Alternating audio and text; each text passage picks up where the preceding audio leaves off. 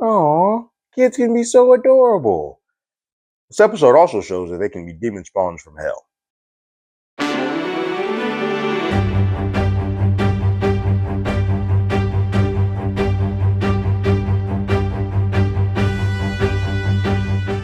Hello, everyone. Terrence here with Hollywood Already Did It. If you haven't already, go ahead, like, share, subscribe to the channel, leave a comment, ring that bell below.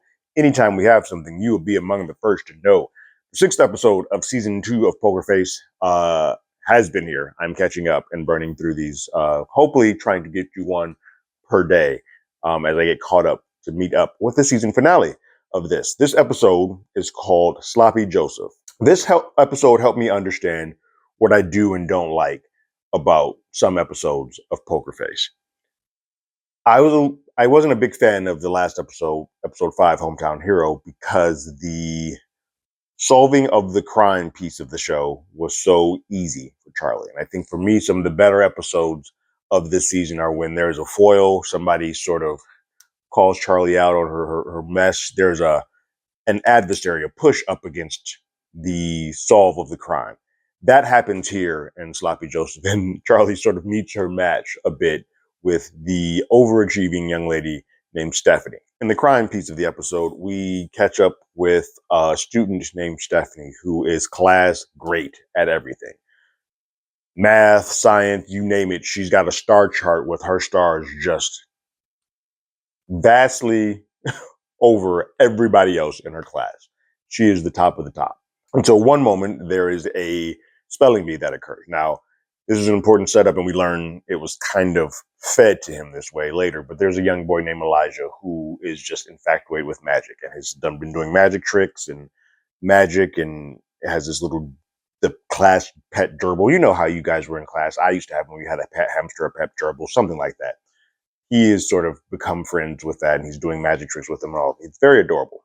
I caught that immediately because when we get to the spelling bee, it comes down to Elijah and Stephanie on the spelling bee. And the spelling bee word that is given to Stephanie is abracadabra, which is a magician word, which I knew immediately. Oh, Elijah is going to be able to spell that, but it didn't go well for Stephanie at all, and you could just see the psychotic vitriol that comes across her brow for not being perfect and not being able to do the spelling bee. And so the stars end up going to Elijah, which doesn't bring him to tied with Stephanie or even close to Stephanie, but it gives him enough where, hey, there's a clear number 2, it's him, but Stephanie is still far and shoulders above everybody else.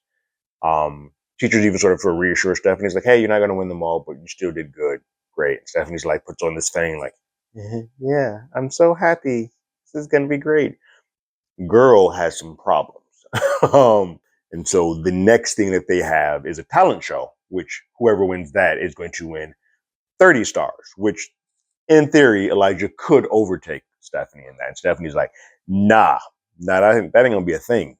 And so she quickly comes up or tries to come up with an idea of how to completely embarrass Elijah to the point where he can't do his magic tricks or do his talent.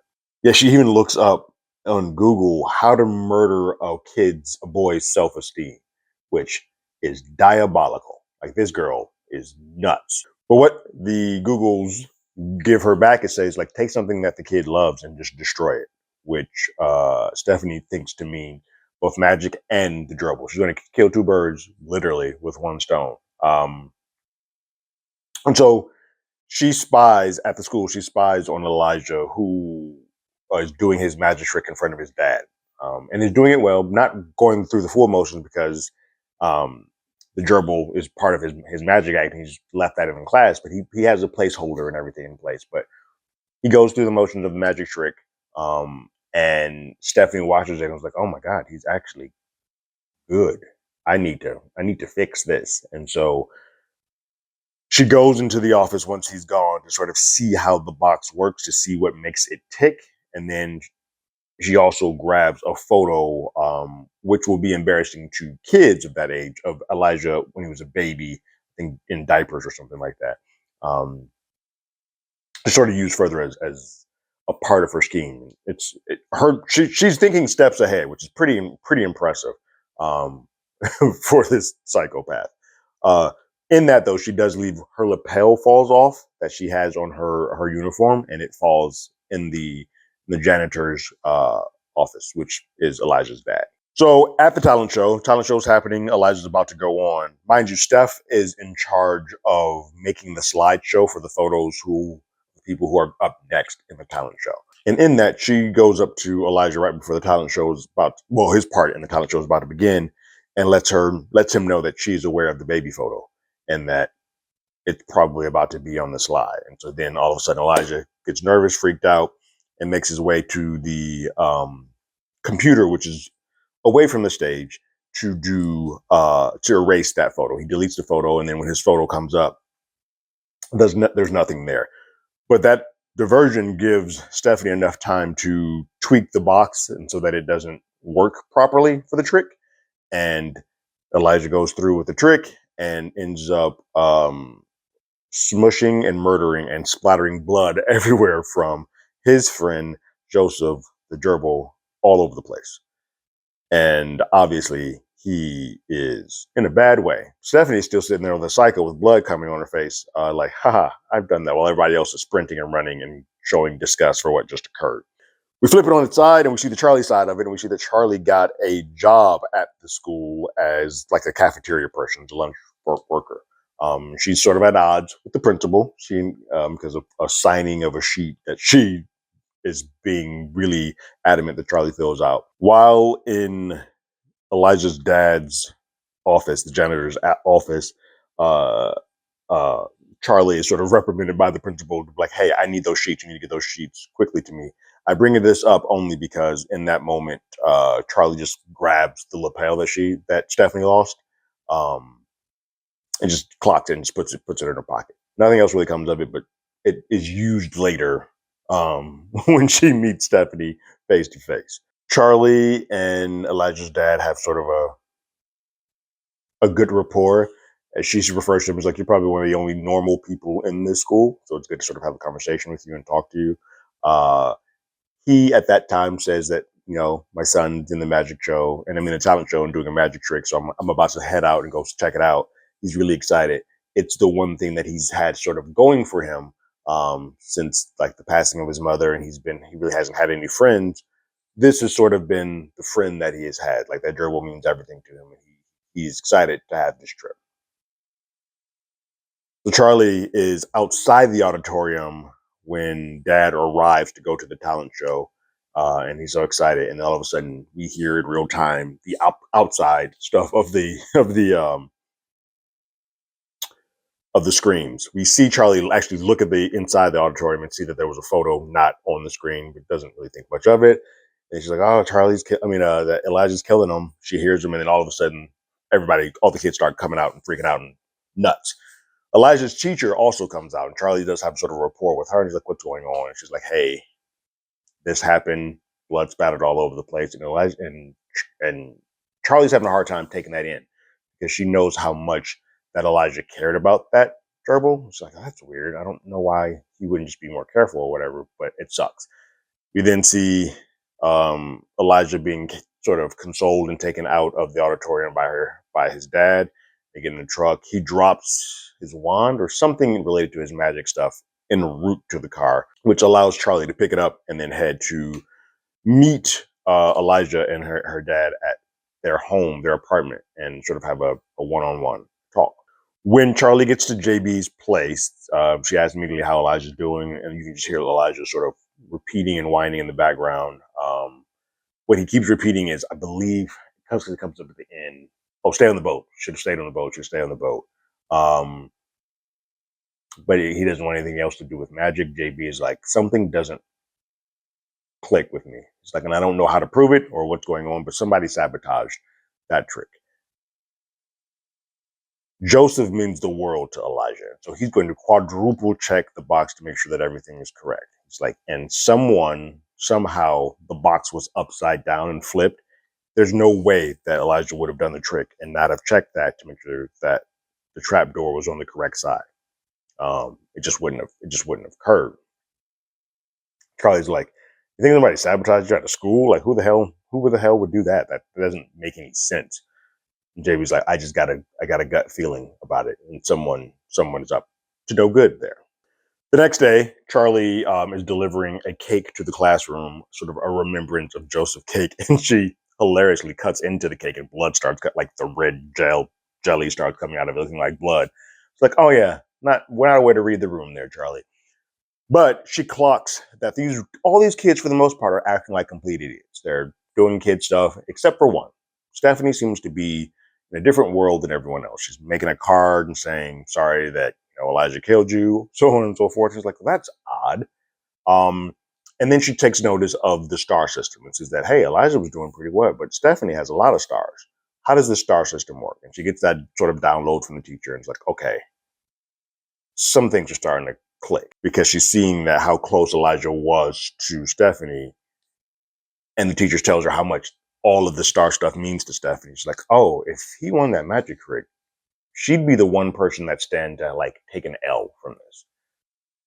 Let me chat with her. Charlie goes to Stephanie and confronts her about sabotaging the magic trick, to which she's like, I had nothing to do with it. She does the whole like problem child, like, I had nothing to do with it. Oh my God, I'm so sorry.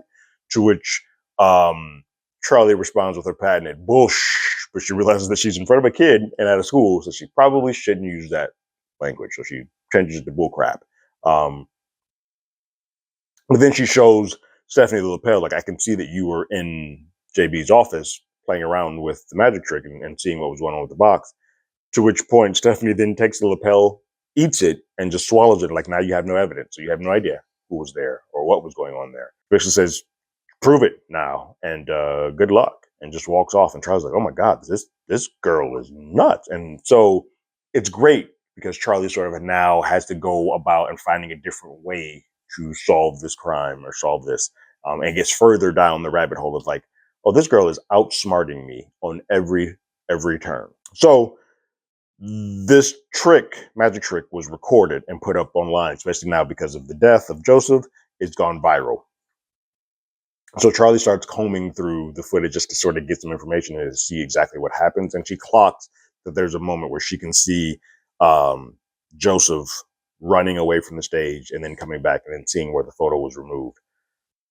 So at that point, Charlie goes to a kid and bribes him with some candy or a cake, something sweet, sugary that he shouldn't be having, and to get onto the school computer.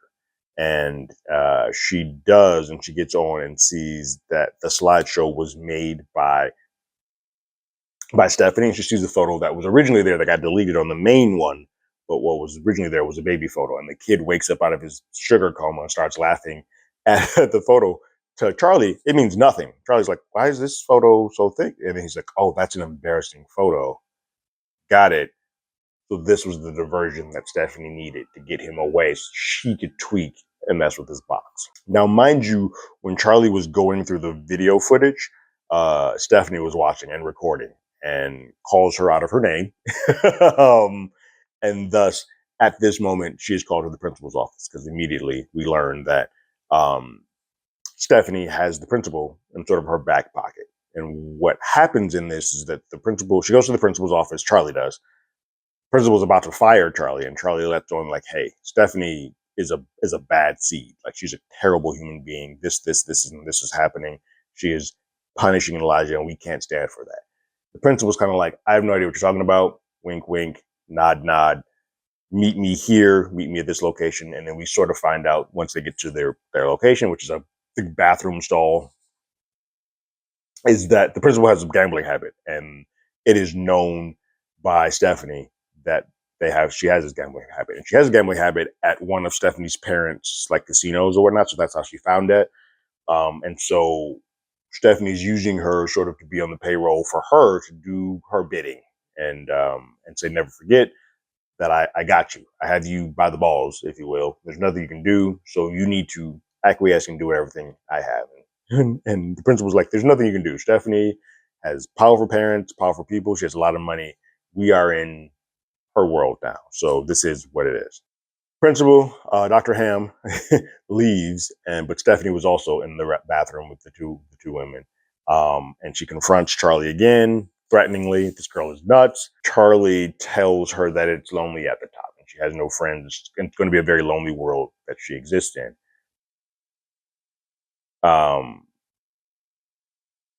Stephanie then puts on another one of those problem child performances and kind of like, oh my God, I'm so sad. I just didn't mean to do any of the things that I did. It's just people don't understand me. It's so lonely. I just hate it. And then Charlie says that it's BS.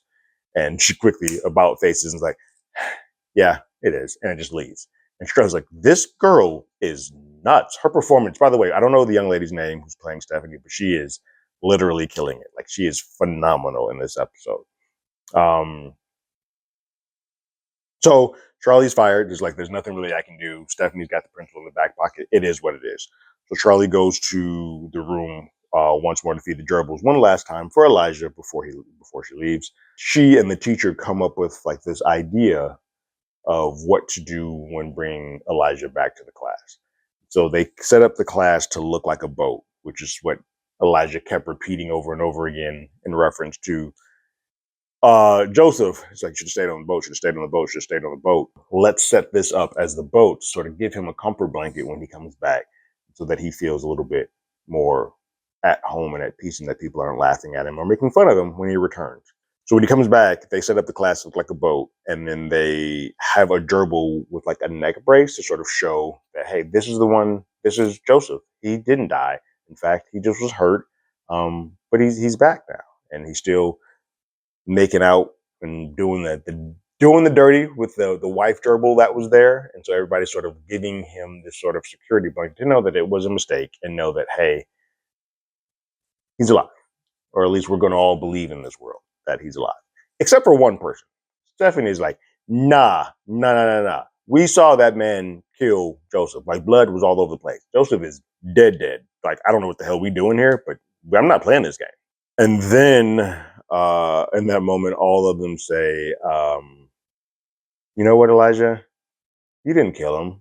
You actually would have won the magic show. We're going to all sort of give our stars to you. We're all going to give our stars to you and just sort of just see everybody taking their stars off the chart and putting them in Elijah's name, to which Stephanie is like, what the blue hell? No, this is not how this works. This is I don't know what she's like. This is a political coup, something she calls it. But she's like, this isn't allowed. Like, we can't do this. She then runs to Dr. Ham's office, goes to her desk to pull out the money, and then goes to JB's office, Elijah's dad, to try to frame him and put the money that has been sort of lost, this whole episode says money has been lost in petty cash. It's been coming from the principal. Dr. Ham has been using it temporarily to back end her gambling issues. But in this moment, Steph is going to that office to use that money to go try and frame JB, which Charlie knew that she was going to do something like that. So she is ready at the clip and with the dashboard to take a photo of her in that moment and catches her red-handed. She threatens to send that school to all the boarding schools or any educational forum that you plan to go to in the future. I'm ready to go ahead and make this happen. That's how it sort of ends. Everything kind of then squashes. Ooh, that's a bad term. Sorry, Joseph. Everything sort of goes back to normal, as normal as can be. Stephanie sort of resumes her place as sort of the alpha dog of this world, but Elijah's right there. People care a lot about Elijah as well.